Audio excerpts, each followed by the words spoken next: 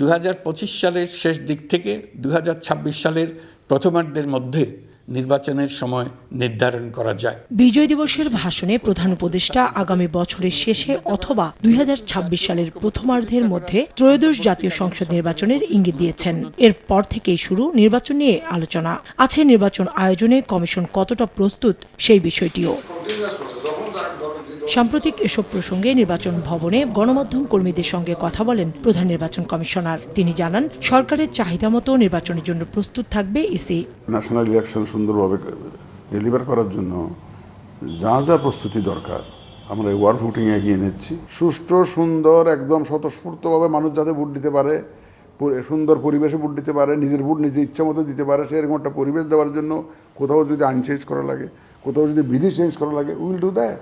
যখনই উনি চান এবছরের শেষ দিয়ে করুন বা আগামী বছর প্রথম দিয়ে করুন, আমাদের তরফ থেকে আমরা সম্পূর্ণ প্রস্তুত। ইলেকট্রনিক ভোটিং মেশিনের পরিবর্তে আসন্ন জাতীয় নির্বাচন ব্যালটে হবে বলেও জানান সিসি নাসিরউদ্দিন। বলেন, কেউ যাতে ভোটার তালিকার বাইরে না থাকে নেওয়া হচ্ছে সেই ব্যবস্থা। জাতীয় নির্বাচনে ইভিএম ব্যবহারের বিষয়টি আমরা এখনো চিন্তা করছি না। আমাদের চিন্তা তাই, কমিশন থেকে সর্বতভাবে চেষ্টা করে থাকবে। আমাদের all efforts will be dedicated towards delivering A free, fair and credible election. রাজনৈতিক দলগুলোর সঙ্গে কমিশনের তরফে আলোচনা হবে বলেও জানিয়েছেন সিএসি। তার মতে, নির্বাচনে আওয়ামী লীগের থাকা কিংবা না থাকা রাজনৈতিক ফয়সালার বিষয়।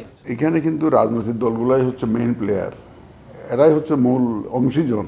যখনই আমরা প্রয়োজন বোধ করব, যে দলের সাথে আলোচনা করার প্রয়োজন বোধ করব, আমরা ইনশাল্লাহ এই আলোচনা আমরা চালিয়ে যাব।